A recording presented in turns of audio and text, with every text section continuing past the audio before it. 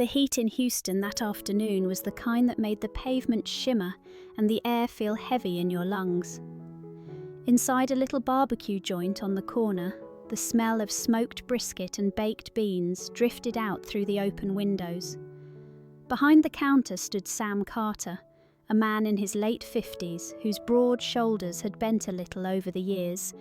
His hair was grey at the edges, his face lined, but his hands still worked with the steady rhythm of someone who had built his life one plate at a time. Most folks in the neighbourhood knew Sam as Gruff, the kind of man who didn't waste words. But there was also an unspoken truth about him. No one ever left his place hungry. If you were short on cash, he'd pretend not to notice and pile the plate just the same. That day, as he wiped the counter and looked out through the glass door, he saw them, 2 children standing on the sidewalk. A boy, maybe 10, with dust on his face and a shirt too big for him, holding the hand of a little girl who looked no older than 7. Her hair clung to her cheeks with sweat, and her eyes stayed fixed on the trays of food inside, wide and unblinking. They didn't knock, they didn't ask, they just stood there in the thick Texas heat, as if hope itself might open the door. Sam frowned, his rag still in his hand. He told himself not to care, not to get involved. But the way the girl leaned against her brother's arm, too tired to stand on her own, cut through the wall he had built around himself. He dropped the rag, walked to the door and pulled it open with a sharp motion. His voice came out rough, almost like a growl. "Well, you coming in or you planning to melt out there?" The boy hesitated at the doorway, pulling his sister a little closer behind him. His voice was barely more than a whisper. "We don't have any money, sir." Sam's brows knit together. He leaned against the doorframe, arms crossed, and let out a huff. "Did I ask for your money? Get inside before the flies do." The 2 of them shuffled in, glancing around nervously as though someone might scold them for being there. They slid into a booth near the window, the girl climbing up on the cracked red leather seat, her small hands folded tight in her lap. Sam didn't ask questions. He went straight to the counter, grabbed 2 plates and piled them high.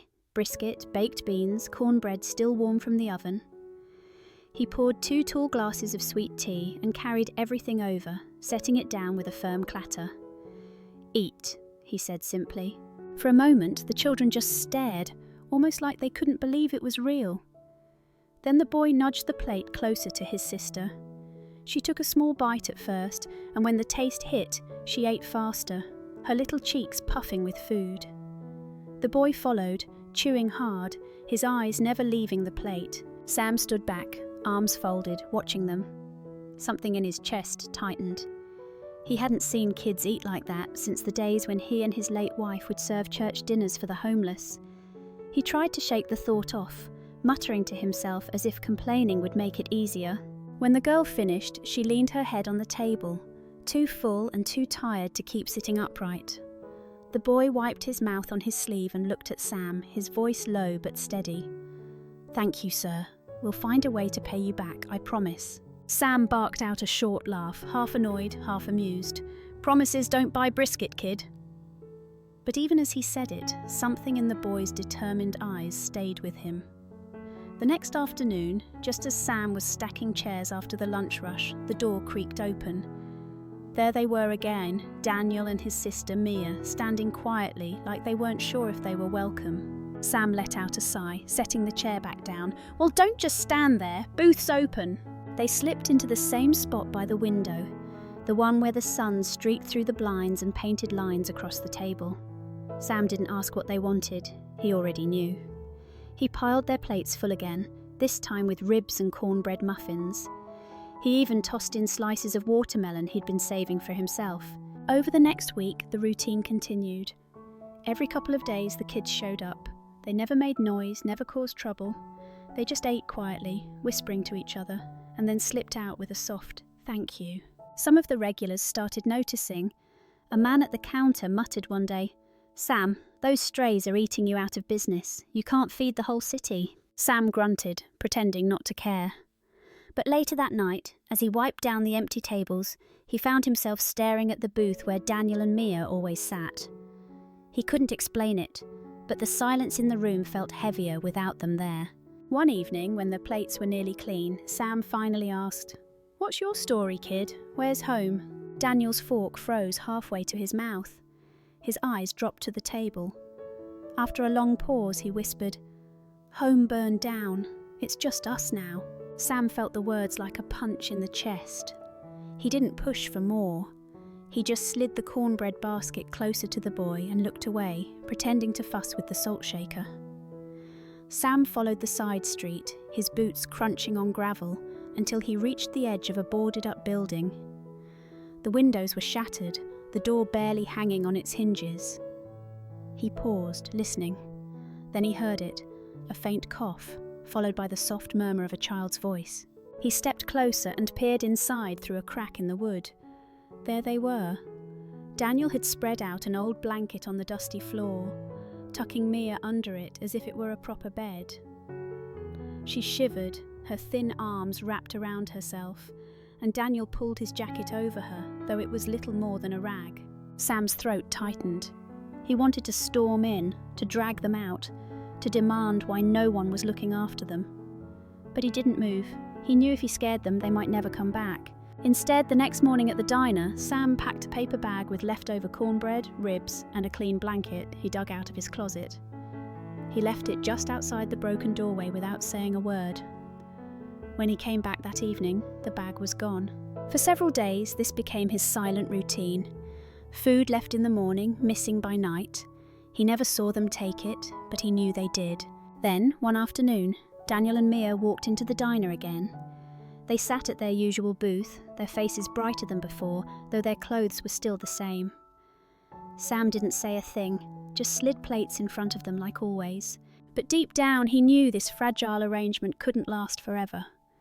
Kids living in an abandoned building, it was only a matter of time before someone else found out.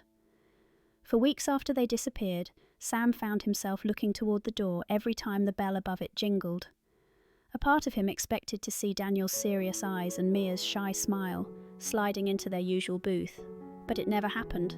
At first he walked the streets in the evenings, checking the old building, the alleys nearby, even the park down the block. Nothing. It was as if the kids had been swept away overnight, leaving only silence behind. Time moved on, though not for Sam. The seasons turned, customers came and went, but the memory of those children stayed rooted deep inside him. He still set aside 2 plates at closing time, the same way he once had. At first it was habit, then it became something else, almost like a ritual. A small act of faith that maybe, just maybe, they would walk through his door again. Neighbours sometimes noticed. "Sam, who's that food for?" they'd tease.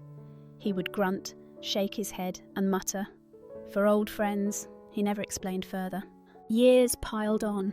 The neon sign out front flickered more often than it glowed. The red leather booths cracked with age. And Sam himself grew older, slower, the grey in his hair spreading wider. Yet every night, 2 plates waited on the counter until he turned out the lights. And while he told himself he had let go, deep down, he carried an unanswered question. Had Daniel and Mia made it out? Were they safe? Or had the world swallowed them whole? Sam bent down slowly, his knees stiff from years of standing behind the counter. The envelope was plain, no return address, just his name written in careful handwriting across the front. Sam Carter. For a long moment he just held it, staring. Hardly anyone wrote him letters anymore. Bills came in stacks, sure, but this was different. His hands felt heavier than they should as he slid a finger under the flap and tore it open. Inside was a single sheet of paper.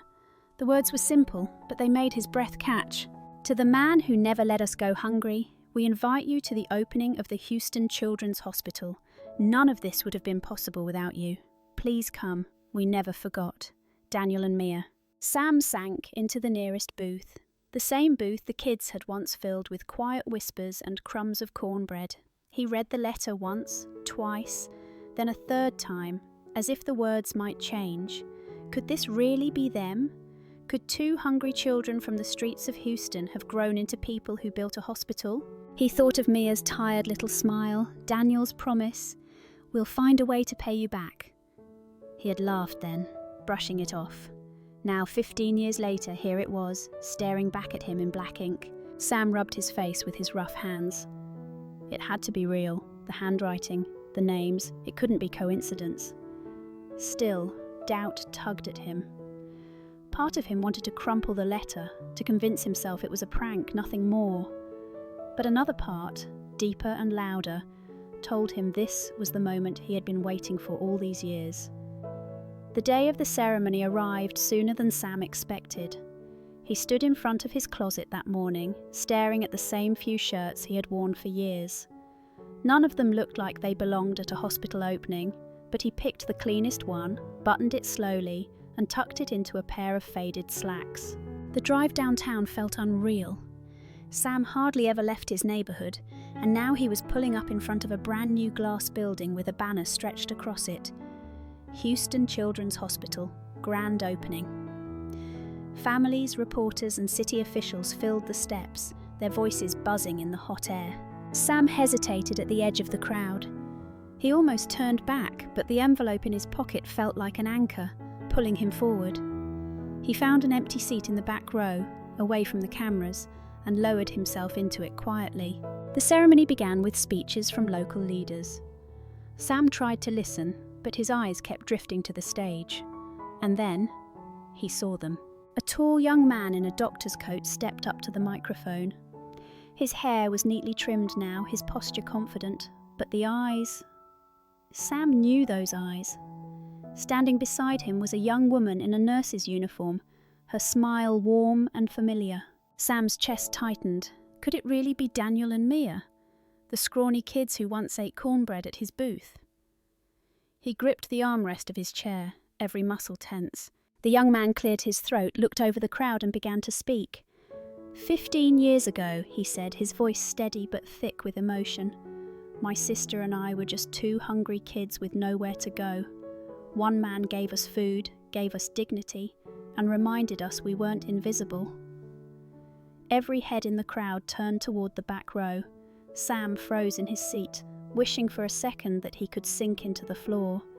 His name hadn't been spoken yet, but the way Daniel's eyes locked onto him left no doubt. His name, Daniel continued, his voice breaking slightly, is Sam Carter. He ran a small barbecue place a few miles from here. He didn't know us. He didn't owe us anything, but he opened his door when no one else would. He fed us when the world turned its back. The applause started slowly, then grew into a wave that filled the courtyard. Reporters raised their cameras. Families craned their necks to see. Sam's ears burned as he gripped the arms of his chair. He had lived most of his life in the shadows, just a man, flipping ribs and scrubbing tables. Now the spotlight was on him, and he didn't know what to do. Before he could move, Mia was already stepping off the stage. She hurried down the aisle, her eyes shining with tears, and took his hand in both of hers. "We never forgot you," she whispered. Sam stood, unsteady, and let her guide him toward the stage. Daniel stepped forward, and the hug he gave was firm, full of years that words could never cover. Sam's throat closed, the roar of the crowd fading into nothing but the sound of his own heartbeat. On the stage, Daniel lifted a small wooden plaque and held it out for everyone to see. The words carved into it caught the sunlight, in honor of Sam Carter, for planting seeds of kindness that grew into hope. Sam blinked, overwhelmed, his name etched into something permanent, recognition he had never asked for, but secretly wished someone might give. The applause slowly faded as Daniel guided Sam toward the edge of the stage. "We want everyone to know," he said into the microphone, "that this hospital is not just ours. It belongs to the man who reminded us that kindness exists even when the world feels cruel." Mia held up the plaque, and the crowd rose to their feet. Some clapped, others wiped their eyes. Sam stood stiffly, his hand resting on the wood, his throat tight. He wasn't used to this, being seen, being thanked. For most of his life he had believed the world had forgotten him. Daniel stepped closer, lowering his voice. "Come with us, just for a moment." Together the siblings led him down the steps and toward the gleaming glass entrance of the hospital. Cameras followed, but Sam barely noticed. His eyes were fixed on the building rising before him, modern, bright, alive with energy. They stopped just outside the front doors, where a brand new bronze plaque was mounted in the stone. Sam leaned in to read. The words made his knees weak. The Carter Children's Hospital, named in honour of Sam Carter, who taught us that no act of kindness is ever wasted. Sam swallowed hard, his vision blurring. He had never imagined that his small diner, his quiet acts of generosity, would echo into something this big, this lasting. For years he had thought of himself as just a lonely man running a failing barbecue place. But here, before his eyes, stood proof that his life had mattered. Sam followed Daniel and Mia through the bright glass doors of the hospital. The lobby smelled faintly of fresh paint and new beginnings. Children's laughter echoed down the halls, mixed with the shuffle of nurses' shoes and the low hum of monitors. Sam walked slowly, almost afraid the place might vanish if he blinked. Daniel stopped at a wall near the main waiting area. There, framed behind glass, was a photograph, an old snapshot of Sam's diner. The red booths, the flickering neon sign, even the counter where he had poured sweet tea.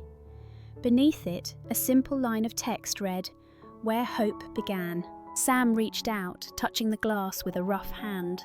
His throat ached. All those years he had spent wondering what happened to two hungry kids. And now here was the answer, standing beside him, smiling with tears in their eyes. Mia slipped her arm around his. "We wanted people to know where we came from, that a man with nothing more than a small diner gave us the courage to keep going." Sam blinked hard, but the tears came anyway. For so long he had believed he was invisible, just another old man fading into the background of a noisy city. Now, surrounded by proof of what his kindness had built, he realised something he had never dared to believe. His life had left a mark. They led him back outside as the sun dipped low, bathing the hospital in gold. Sam looked up at the sign with his name etched into stone. For the first time in years, his chest felt lighter. Lesson: sometimes the smallest acts, the plate of food, the open door, the quiet kindness, can echo louder than we ever imagine. We may not see the impact right away, but lives are changed in ways we'll never fully know. Question: have you ever experienced a small act of kindness that stayed with you for years? Share your story in the comments, we'd love to hear it. That night, when Sam returned to his little diner, he set 2 plates on the counter out of habit. He stared at them, smiled to himself, and whispered, "You never know who might walk through the door."